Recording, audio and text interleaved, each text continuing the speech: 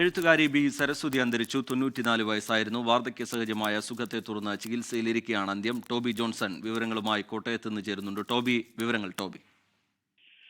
T K, ഇന്ന് അല്പസമയം മുമ്പാണ് ഏകദേശം 2 മണിയോടുകൂടിയാണ് ഈ അന്ത്യം സംഭവിച്ചത് എന്നാണ് നമുക്കിപ്പോൾ ലഭിക്കുന്ന വിവരം. ഏറ്റുമാനൂരിലെ വീട്ടിൽ വെച്ചായിരുന്നു അന്ത്യം. വാർദ്ധക്യ സഹജമായ അസുഖത്തെ തുടർന്ന് കഴിഞ്ഞ കുറച്ച് നാളുകളായിട്ട് ചികിത്സയിലായിരുന്നു. 94 വയസ്സുണ്ട്. ഛായാഗ്രാഹകനായിട്ടുള്ള വേണുവിന്റെയും അതുപോലെ തന്നെ രാമചന്ദ്രൻ IPSന്റെയും അമ്മയാണ്. ഒപ്പം തന്നെ കരൂർ നീലകണ്ഠ പിള്ളയുടെ മകള് കൂടിയാണ്.